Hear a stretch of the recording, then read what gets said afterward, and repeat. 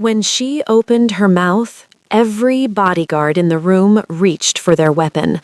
Not because she was a threat, but because what she said in that language meant she knew something she had absolutely no business knowing.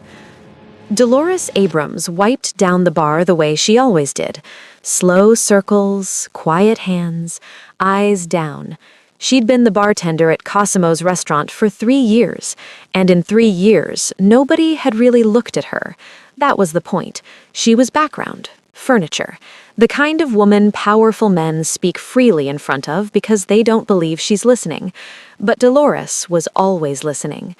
At 6:47 that evening, 5 men in black suits entered first. Nobody in the restaurant spoke.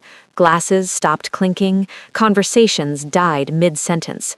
Everyone knew what 5 black suits meant. Cosimo was here.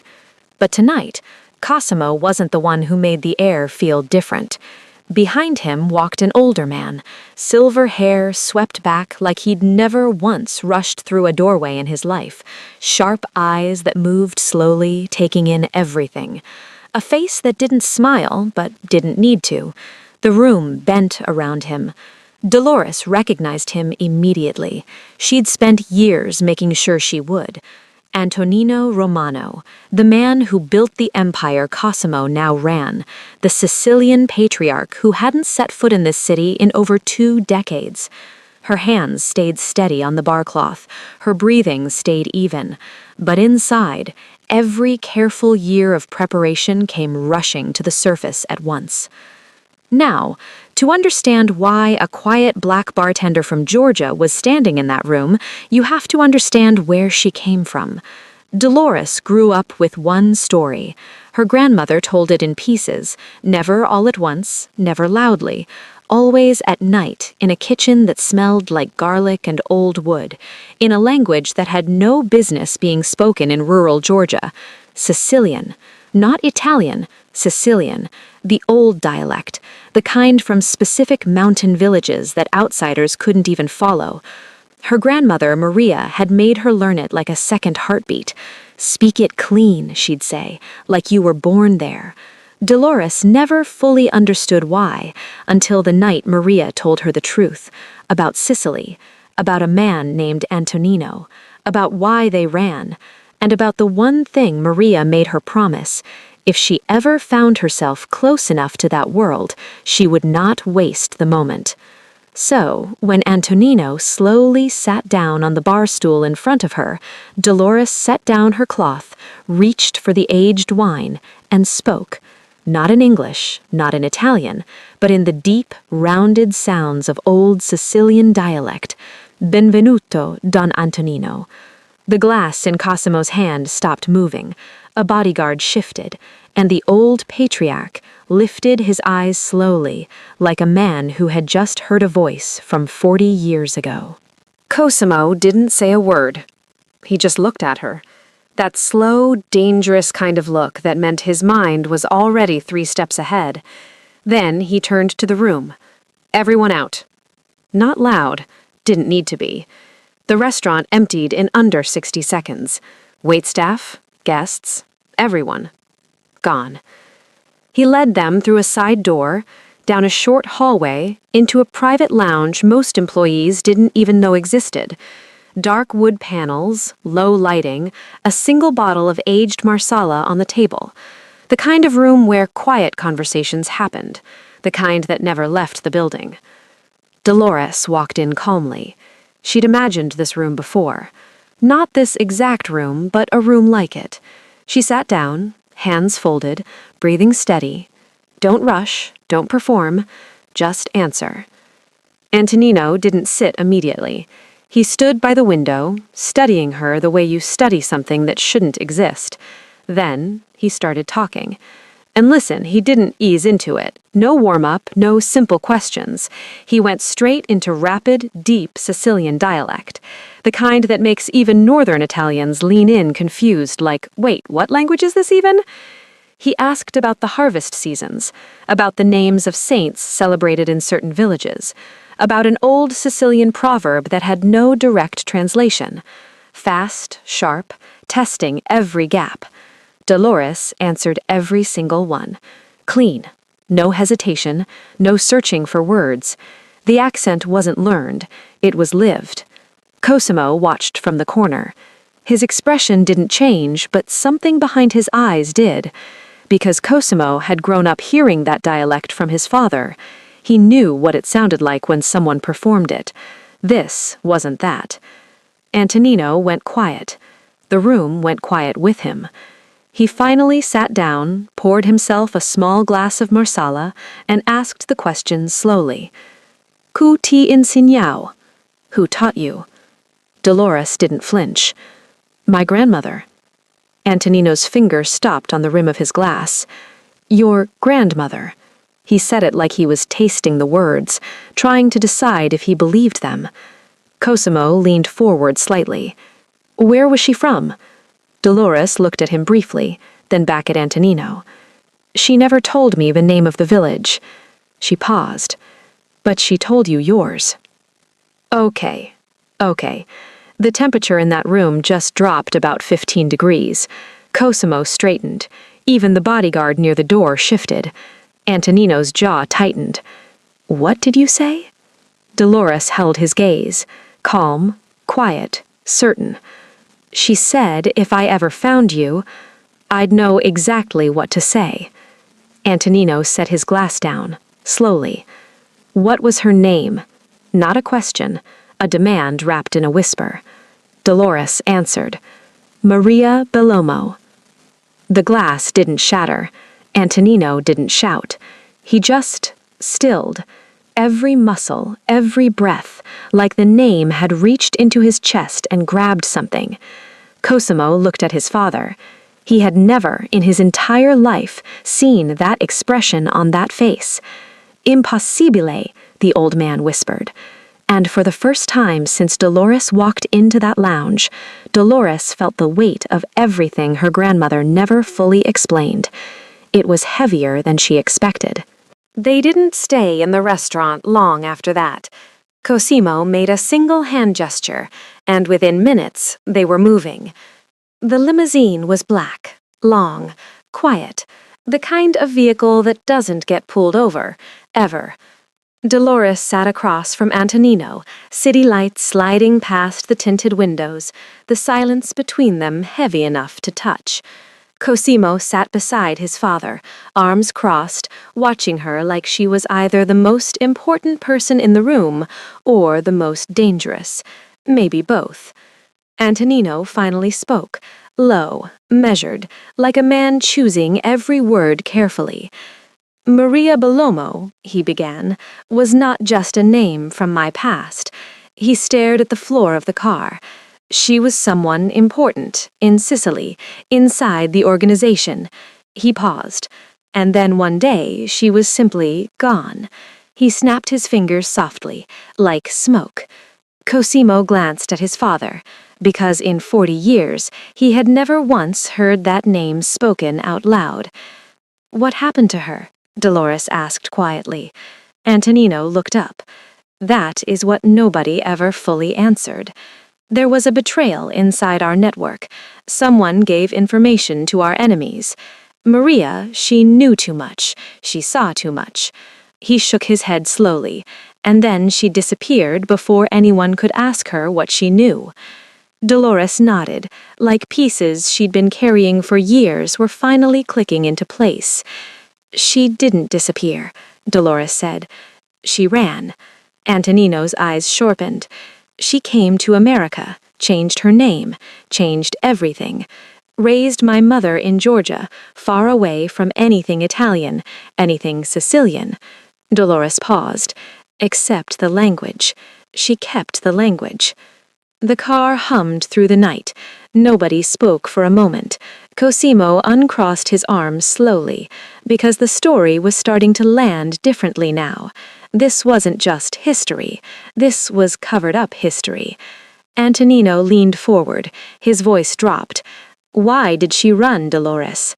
The way he said her name, it was the first time he'd used it. Gentle, almost careful, like he already half knew the answer and was afraid of it. Dolores took a slow breath. Because someone tried to kill her. The bodyguard in the front seat didn't move, but his shoulders tightened. Cosimo said nothing. Someone inside your circle, someone with enough power to make her death look like nothing. Antonino sat back, and for a man who had survived decades in one of the most dangerous worlds on Earth, he suddenly looked old, tired. Who? He asked. Dolores reached into her bag, slowly, deliberately. She pulled out a small photograph, black and white, worn edges, creased down the middle like it had been folded and unfolded 100 times. She handed it to Antonino.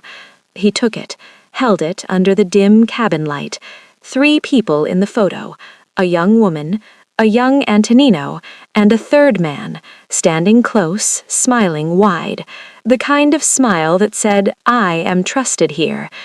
Antonino's face drained, not slowly, all at once, like the blood just left. His hand began to tremble, just slightly, but Dolores noticed. Cosimo leaned over to look at the photo. "Papa," he said carefully, "who is that?"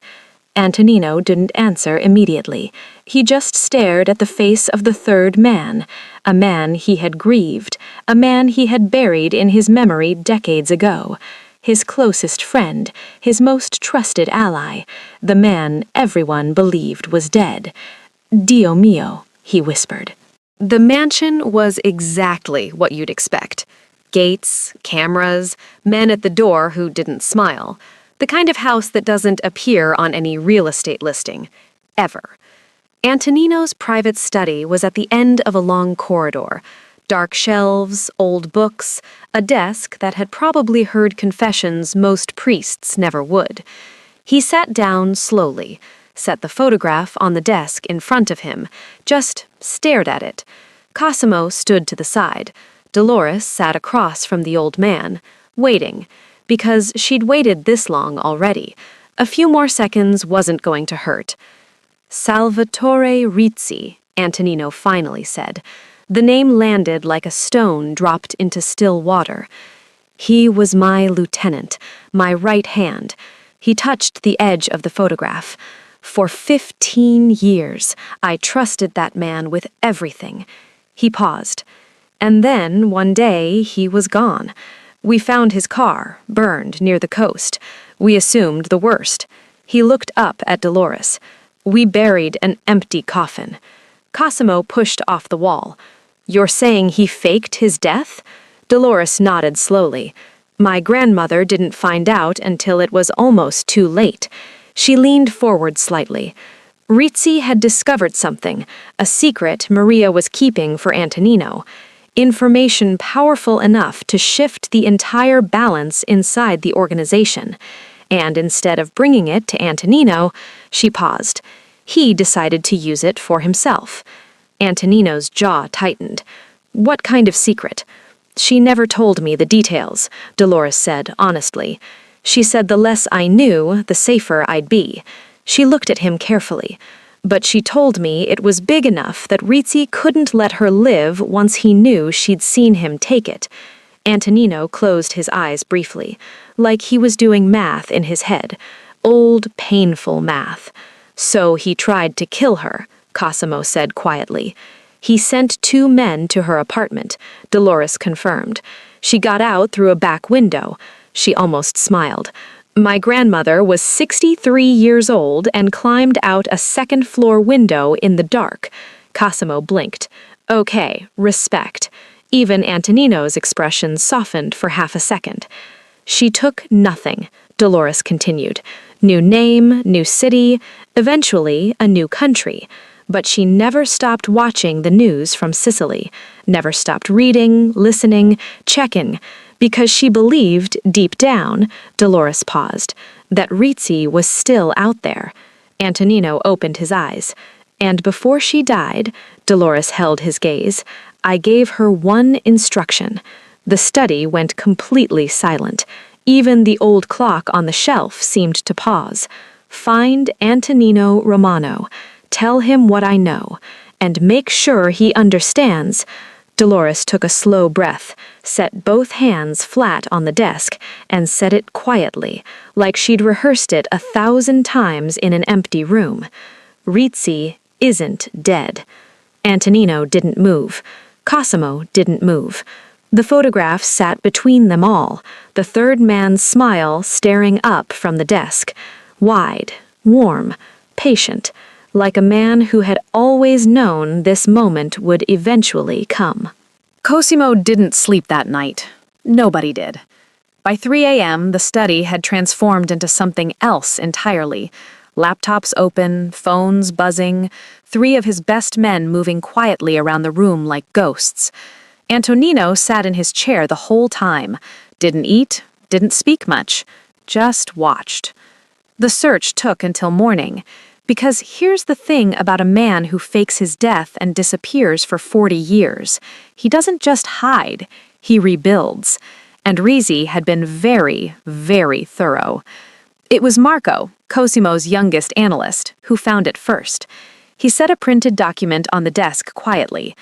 Samuel Rizzi, he said. Import and export, Harbor District. Cosimo picked it up. He registered the company 22 years ago, appeared out of nowhere, no traceable history before that. He looked at Cosimo carefully. No birth records that hold up past a certain date. Cosimo slid the document across to Antonino. The old man looked at the name. Samuel Rizzi. 1 letter changed. Just 1. Like he wanted to stay close to himself, without being found. Antonino laughed. Not warmly. The short, tired laugh of a man who just realized he'd been outplayed for 2 decades. Figlio di, he muttered. Cosimo wisely chose not to translate that for the room. How big is the operation? Cosimo asked Marco. Marco pulled up a screen. Shipping routes lit up across the monitor. Mediterranean, West Africa, South America, Southeast Asia. Dolores leaned forward slightly from her seat in the corner, because that map looked less like a business and more like a network. He's not just moving cargo, said Cosimo slowly. No, Marco confirmed. The shipping company is the cover. Antonino stood up for the first time in hours, moved toward the screen, studied it carefully. He used our old routes, he said quietly. The same corridors we built in the 70s. He shook his head. He didn't just survive. He inherited what we built, and built something bigger on top of it. The room sat with that for a moment. Which, yeah, that's a lot to sit with before breakfast. Dolores spoke from the corner. My grandmother believed he was waiting. Everyone turned. She said Rizzi never fully disappeared because he wanted to be found eventually. She paused. He was waiting for Antonino to come back to this side of the world. Cosimo frowned. Why? Dolores shook her head slowly. She didn't know, but she said whatever Rizzi took from her, whatever secret it was, it only becomes useful when Antonino is close enough to be destroyed by it. The silence that followed was the heavy kind. Then Marco's phone buzzed. He looked at the screen. His face changed. Cosimo, his voice dropped low. One of our perimeter contacts near the harbor just flagged something. Cosimo turned. Rizzi's people were asking questions last night about a private car leaving Cosimo's restaurant. They already know Antonino is in the city. Antonino turned from the screen, his eyes sharp again, the tiredness gone, replaced by something older, something colder. The look of a man who survived 40 years in a world that tried to bury him repeatedly and was done being surprised. Then we stop waiting, he said simply. By noon, Cosimo's headquarters looked like a different building. Extra men at every entrance, cameras checked twice, vehicles repositioned, the kind of quiet reorganization that meant one thing. Something serious was coming, and they were choosing to meet it standing up. Dolores sat in the corner of the main room again. She'd been offered a guest room twice, declined both times. She wasn't leaving until this was finished. Antonino noticed that. Didn't say anything, but he noticed. He called Cosimo and Dolores into a smaller side room mid-afternoon, poured 3 glasses of water, sat down, and for the first time he told the full story. 40 years ago, he began, I was preparing to expand the organization, new territories, new alliances. Rizi was beside me for all of it. He paused. What I didn't know was that Rizi had been building something else entirely. He turned the glass slowly in his hand. A parallel structure inside our own network. Men loyal to him, not to me. He was planning to remove me, take control, and rebuild everything under his name. Cosimo leaned forward. And Maria found out. Antonino nodded. She overheard a conversation she wasn't supposed to hear. Names, dates, the plan. She came to warn me. He stopped. His jaw tightened slightly. But before I could act, he moved first. He sent men to silence her. He looked at Dolores directly. Your grandmother ran that night with nothing. And he exhaled slowly. I believed the chaos that followed was his punishment. There was a confrontation, gunfire, a burned car at the coast. We assumed Rizi died in the fallout. He set his glass down. I assumed wrong. The room stayed quiet for a moment. Dolores processed that.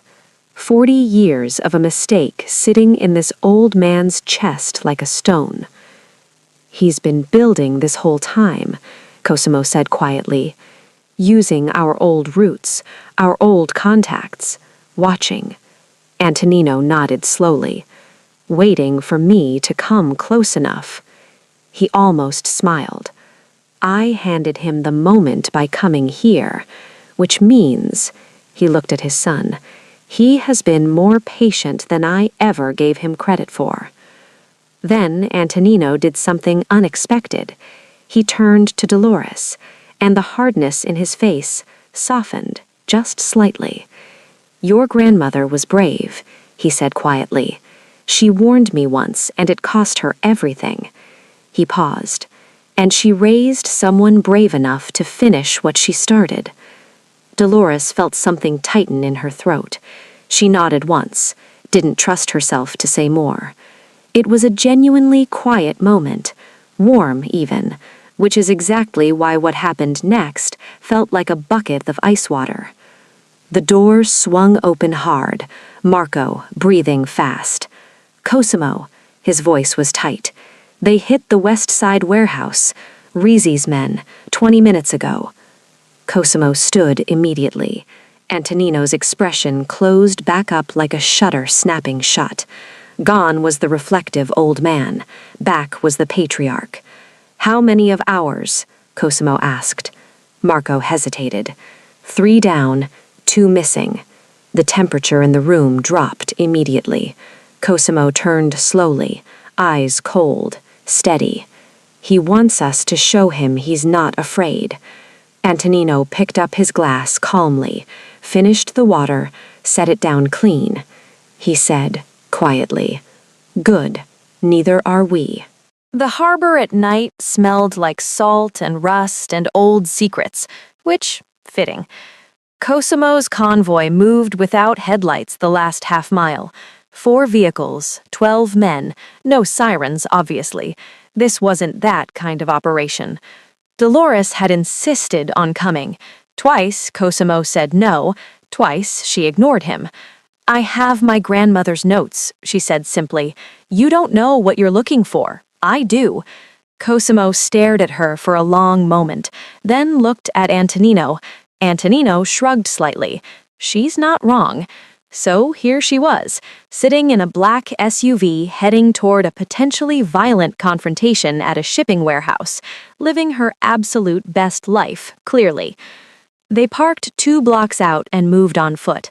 The warehouse was massive, old brick exterior, new security cameras, the kind of building that looked abandoned from the outside but hummed quietly from within. Dolores pulled out a folded piece of paper from her jacket, her grandmother's handwriting, neat, small, careful. She scanned the exterior wall with a small flashlight. There, near the loading dock door, a small marking, barely visible, scratched into the brick, a symbol that looked like two overlapping diamonds. "That's his marker," she whispered. "My grandmother drew this, said Rizzi used it to tag every property he controlled." Cosimo looked at the symbol, then at his men. "We're in the right place." They moved inside fast, and what they found was not just a shipping warehouse. The main floor looked normal enough, crates, forklifts, paperwork stations, but Marco found the floor panel within 4 minutes, lifted it, and below, a tunnel system that had absolutely no business existing under a legitimate business. They went down. The tunnels branched in 3 directions. One path led to a sealed room stacked floor to ceiling with weapons crates, military grade, unmarked. Another path, Cosimo stopped walking when he saw it. Hell cells, small, metal doors, recently used. His jaw tightened immediately. Nobody said anything, because some things don't need commentary. Then the lights cut out completely, and the gunfire started. It came from above, behind, both sides simultaneously. Rizzi's men had been waiting. It was a trap. The tunnel filled with noise and smoke and movement. Cosimo's men moved fast and trained, but Rizzi's people knew the layout, every corner, every exit. Dolores pressed against the wall, heart hammering. This was considerably different from bartending. The fight moved back toward the main floor. Crates shattered, metal rang, men shouted in 3 languages. Cosimo moved through the chaos like he'd been built for it. Calm eyes, controlled breathing, dangerous the way quiet things are dangerous. And then, through the smoke and the noise and the scattered light, a figure appeared at the far end of the warehouse floor. Older, heavier than the photograph, but the eyes were the same, sharp, calculating, completely unafraid. He stood still while everything erupted around him, like a man who had scripted every second of this. He looked directly at Cosimo and smiled. Cosimo stopped walking. The 2 men stood 20 feet apart. The gunfire continued around them like weather neither acknowledged. "You must be the son," Rizzi said calmly. His accent a strange blend of Sicilian and something else now. 40 years of America wearing the edges smooth. Cosimo said nothing, just looked at him. "Where is your father?" Rizzi asked, almost pleasantly, like they'd arranged this meeting. Cosimo tilted his head slightly. "Close enough." The side door opened, and Antonino walked in, slowly, deliberately, like a man arriving exactly on his own schedule. Rizzi saw him, and something shifted in his face. Not fear, not quite, more like satisfaction. The look of a man who has been waiting so long for something that seeing it finally arrive feels almost like relief. Antonino. He said the name like a toast, warm, familiar, like 40 years meant nothing, like 3 people weren't bleeding on the warehouse floor right now. Antonino stopped 10 feet away, studied the man in front of him, the added weight, the gray, the American clothes. "You got old, Salvatore." Rizzi smiled. "So did you." "Why?" Antonino asked simply, no anger in his voice. Genuine question. Why all of this? Rizzi tilted his head. "You really don't know?" He began moving slowly, circling. "You controlled everything, Antonino. Every territory, every alliance. I built half of what you called yours. And you treated me like—" He paused. "Staff." Antonino said nothing. "I wanted what I earned," Rizzi continued. "You weren't going to give it, so I decided to take it." "And Maria?" Antonino asked quietly. Rizzi's expression flickered, just slightly. "She heard things she shouldn't have. I gave her a chance to stay quiet." He shrugged. "She didn't take it." Cosimo's hand moved toward his jacket. Antonino raised one finger without even looking at him. Don't. Cosimo stilled, frustrated, but still. Rizzy continued moving. I searched for her for years, you know. 3 continents, 12 different contacts. He laughed softly. She was good, I'll admit that. Maria Bellomo just evaporated. He glanced toward Dolores now, who stood near the wall, watching him with the focused stillness of someone who had imagined this moment for a long time. And then, Rizzy said pleasantly, her granddaughter walked into your son's restaurant. He looked back at Antonino, and led me directly to you. Dolores felt that land, like a punch she hadn't braced for. She had been followed. This whole time, Rizzy had been tracking her movements, waiting for exactly this moment. Her grandmother had warned her, and she exhaled slowly, kept her face neutral, filed the guilt away for later. You used a young woman to find me, Antonino said quietly. I used whatever was available, like always. Cosimo shifted his weight, every instinct screaming at him to end this right now. Papa. No. Antonino's voice was calm, final. He took 3 slow steps forward, reached into his coat. This one is mine, Cosimo. Rizzy didn't run, didn't reach for his weapon. He just watched Antonino approach, and in his eyes, something complicated moved through. Something that might have been respect, or maybe just exhaustion. 40 years is a long time to carry a war. It wasn't loud. It wasn't dramatic. One shot. Clean.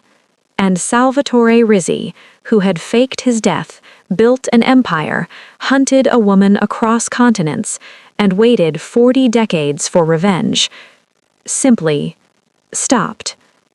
The warehouse went completely silent. Even the remaining men on both sides held still. Antonino stood over him for a moment, said nothing, then turned quietly and walked back toward Cosimo.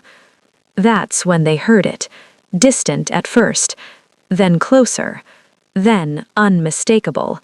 Sirens, multiple, moving fast toward the harbor. Cosimo looked at Marco immediately. Marco was already on his phone. Someone called it in, he said tightly. Cosimo scanned the warehouse. 12 men, tunnel system, weapons crates, holding cells, and a body on the floor. He looked at his father. We need to move. Right now. They cleared the harbor with 3 minutes to spare.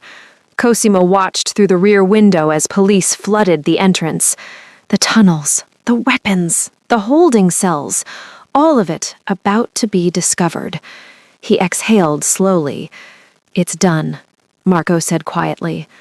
Nobody celebrated. In that world, surviving isn't celebrated. It's just noted. Weeks passed. The restaurant reopened. Dolores returned to the bar, but something had permanently shifted. Cosimo spoke to her differently now. Antonino visited every Thursday, and sometimes, when the restaurant emptied, an old Sicilian patriarch and a quiet bartender from Georgia sat together, keeping Maria Bellomo alive the only way that still mattered, in memory, in language, in a story that almost never got told. The final Thursday, Antonino asked his question. Dolores gave her answer. He laughed that quiet, real laugh, and for the first time since Sicily, everything Maria sacrificed felt settled. The lesson? Never underestimate the quiet ones. They exist everywhere, behind bars, in offices, inside your own family, carrying histories powerful enough to shake entire empires. Now be honest with yourself. You watched this whole story, felt every moment, and you're about to close this without subscribing, without sharing, without a single comment. which means the next person who needs this story never finds it. Dolores carried her grandmother's mission for years before her moment came. The least we can do is carry this story forward for 30 seconds. Subscribe, share, drop one word in the comments that describes Dolores. Don't let this be another quiet thing that disappears.